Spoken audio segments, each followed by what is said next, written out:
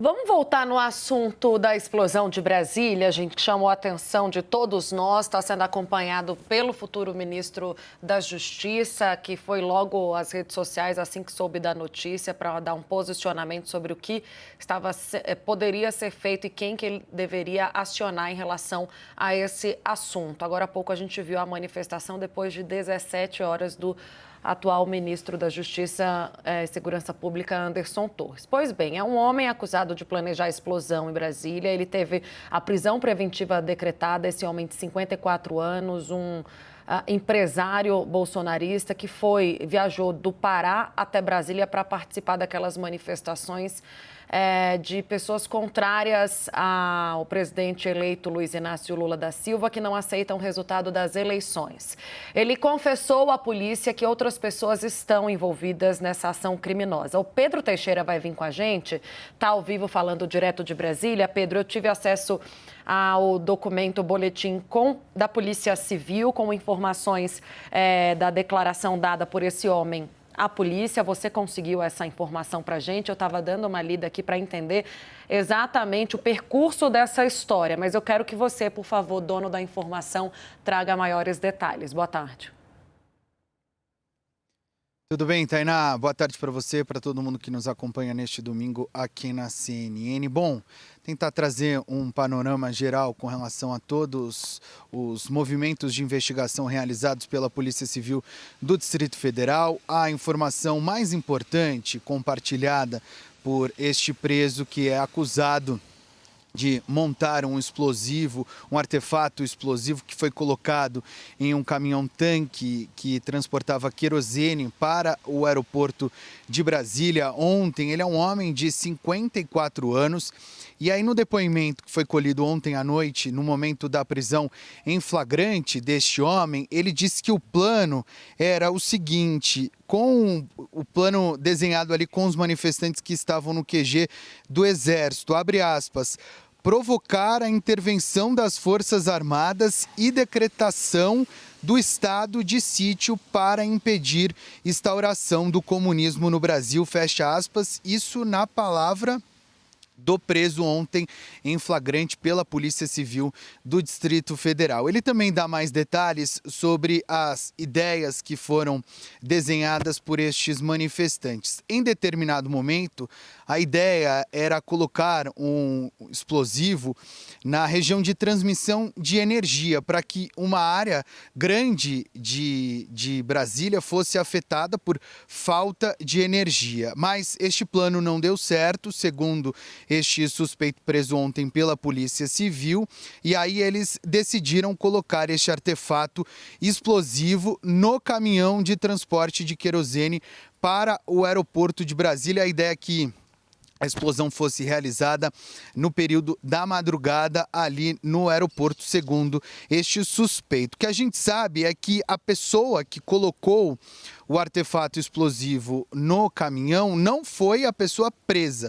A pessoa que foi presa ontem, este homem de 54 anos, foi responsável por montar o explosivo. Ele trouxe este armamento, segundo a Polícia Civil, mas o explosivo foi colocado neste caminhão por uma outra pessoa que também já foi identificada, mas pelo menos segundo a Polícia Civil, até agora ela não foi presa. Bom, a gente tem algumas outras informações que foram compartilhadas pela Polícia Civil justamente para que a gente possa fazer a associação deste manifestante preso com o ato, esta tentativa de explosão ali no aeroporto de Brasília. Segundo o delegado-geral da Polícia Civil, o Robson Cândido, mais pessoas estavam envolvidas na ação. Essas pessoas ainda não foram identificadas, portanto, eles já têm a identificação de duas pessoas, uma presa e uma que ainda não foi presa, mas já foi identificada. Mas, segundo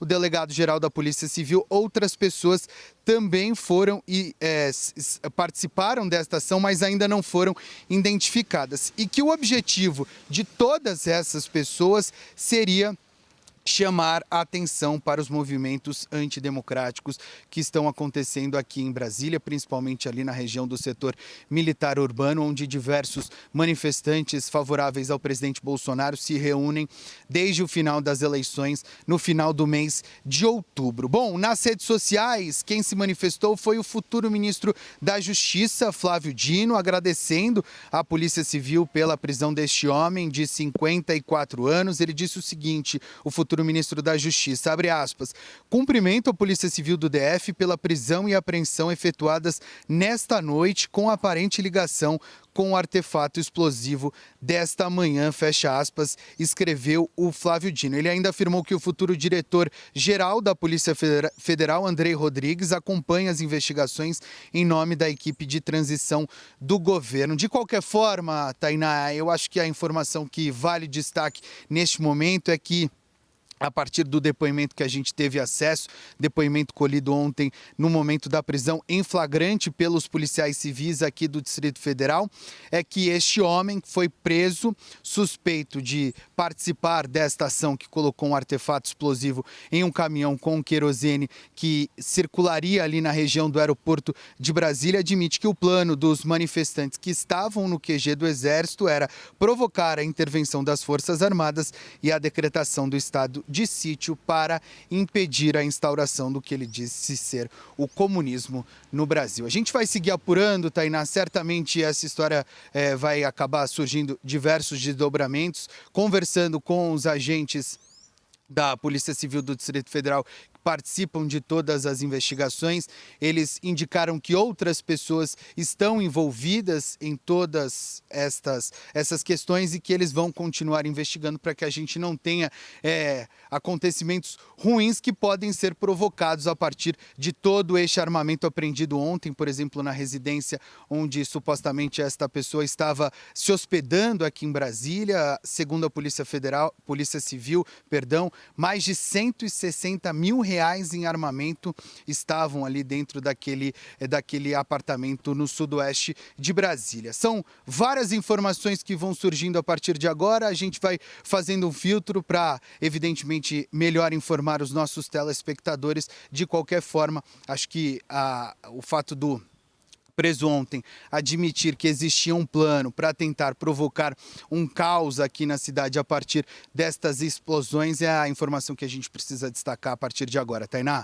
Obrigada. Ô Pedro, fica aqui para a gente ir junto, alinhando melhor essa história, porque é surreal quando você começa a ler o relato desse cara, né? Ele começa falando que houve uma insatisfação, primeiro.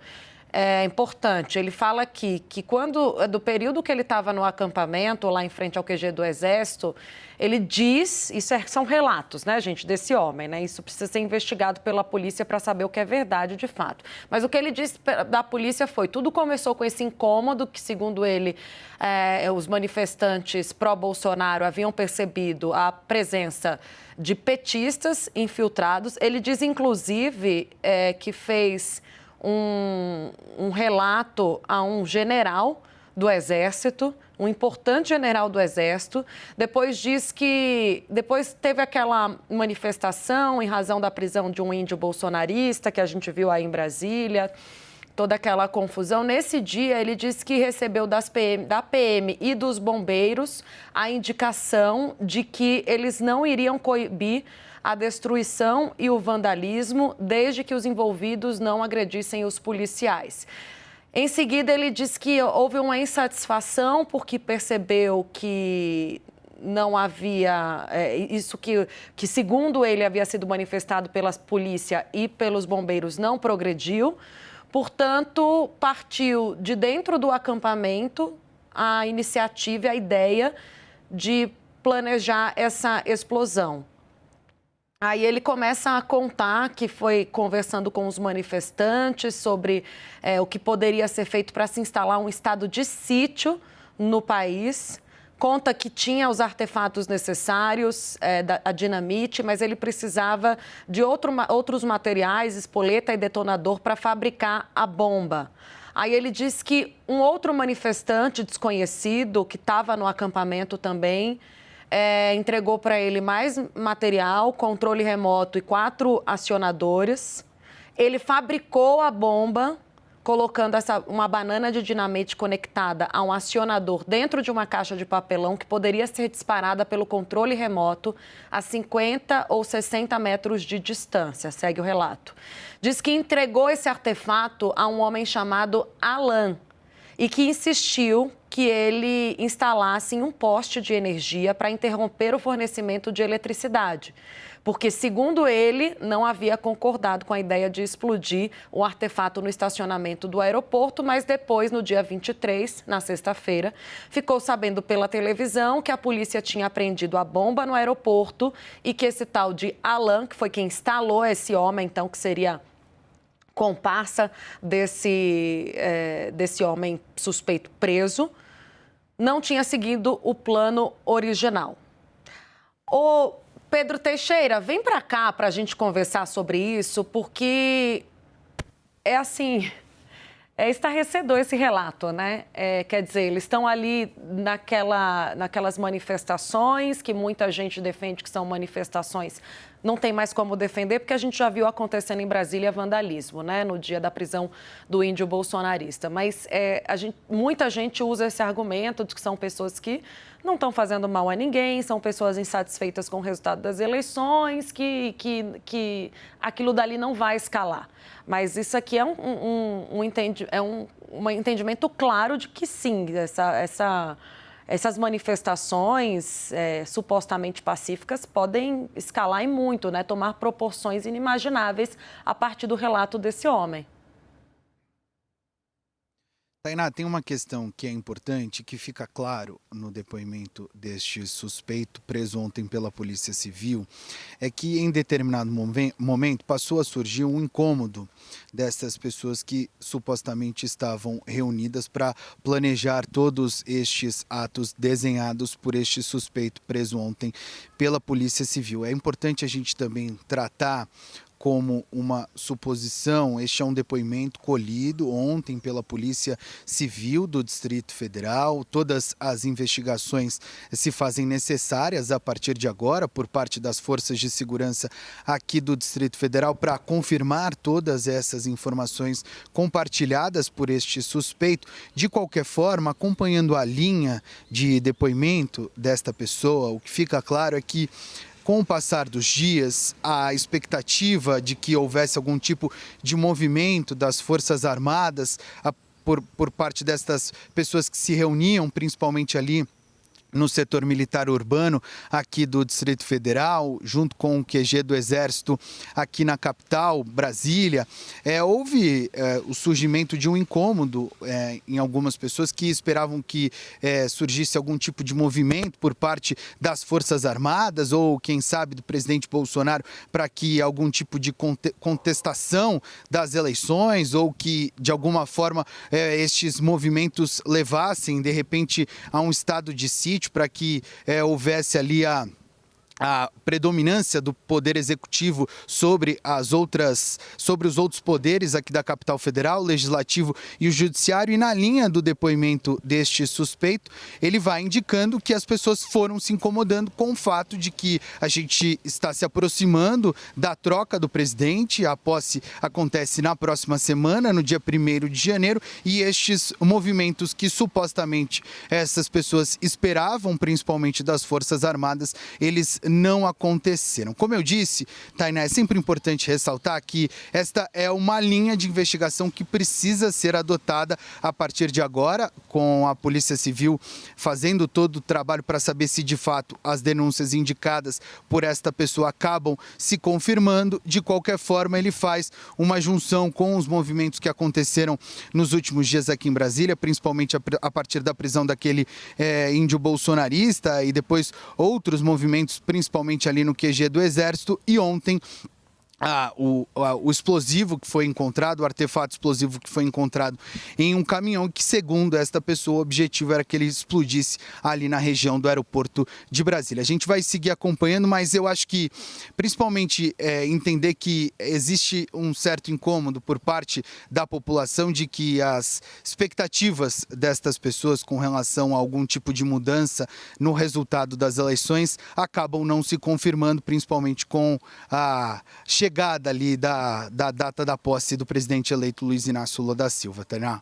Eu estou lendo aqui no início do depoimento, Pedro, você deve ter visto essa parte também que me chama a atenção, quando ele fala do porquê ele foi parar em Brasília e de qual a relação dele com as armas, né? Quando ele tirou as licenças, por que ele tirou as licenças. E o gasto que ele relata de R$160 mil na compra de pistolas, revólveres, fuzis, carabinas e munições. E deixa claro no depoimento que o que o motivou a adquirir esse armamento são as palavras do presidente Bolsonaro, enfatizando frequentemente a importância do armamento de civis. E aí ele destaca uma frase: um povo armado jamais será escravizado. Então, é importante a gente trazer essa parte do depoimento. O Leandro Rezende está comigo, gente, para a gente fazer a análise, Leandro, porque vai de encontro com o que disse o futuro ministro da Justiça, com o que já é uma preocupação, né, para esse futuro ministro, para o Flávio Dino, para toda a equipe de segurança que vem compor o próximo governo, que é ter que lidar com essa comunidade pró-armas, né, com esse crescimento dessa cultura armamentista no país. Isso tudo está calcado aqui no discurso desse homem, no depoimento que ele deu.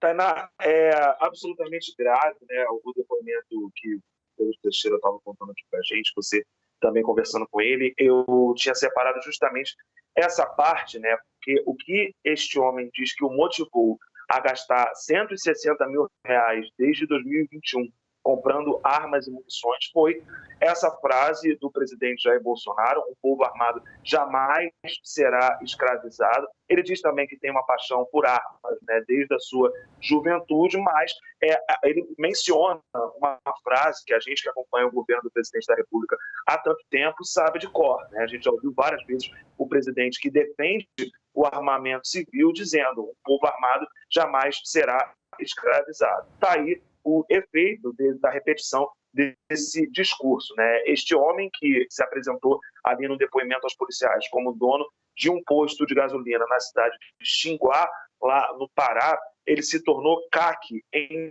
2021. Para quem está nos assistindo, né, o que é o CAC? É o colecionador de armas, né? Aquelas pessoas que durante o governo do presidente Jair Bolsonaro tiveram um acesso, quem já era CAC, né, passou a poder comprar armas de uma maneira mais fácil, e quem não era passou a ser muito mais simples adquirir esse tipo de licença.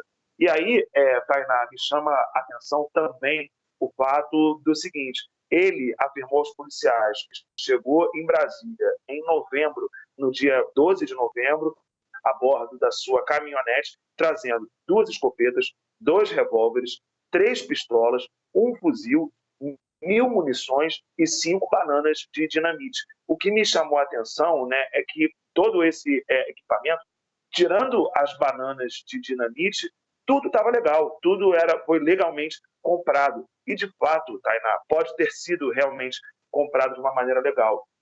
Desde fevereiro de 2021, que está em vigor, isso acabou indo para o Supremo Tribunal Federal, mas em fevereiro de 2021, o presidente Jair Bolsonaro, através de um decreto, o decreto 10.629, ele flexibilizou a possibilidade de acesso a armas de fogo de calibre restrito, e não só, né, aumentou a quantidade de munições que uma pessoa física poderia comprar. É por isso, por conta da flexibilização da legislação sobre armas de fogo, que hoje há uma quantidade maior de armas de fogo na mão dos CACs, pessoas físicas, como esse homem que foi preso, há uma quantidade maior de armamento na mão dessas pessoas do que muitas corporações policiais pelo país. Inclusive, há mais armas nas mãos das pessoas físicas do que da Polícia Federal, que tem a responsabilidade de defender todo o país. É, de fato, um exemplo de um imenso problema que o próximo governo vai ter, porque já há a ideia, né, de você fazer um revogaço nas legislações sobre armas, e agora a gente tem aí um exemplo prático do que o discurso aliado à flexibilização de normas pode fazer para a nossa democracia. Leandro Rezende, vou deixar você à vontade se quiser ler mais um pouco do depoimento. Lembrando, são relatos feitos à Polícia Civil no Distrito Federal por esse homem que foi preso acusado de planejar uma explosão no aeroporto de Brasília. Por sorte, pela investigação precisa da polícia local, isso não aconteceu. Agora a gente está vendo o desenrolar da história a partir desse depoimento e outras pessoas agora entram na mira também das investigações. Em instantes a gente volta com esse assunto. Vamos atualizá-los também sobre a situação de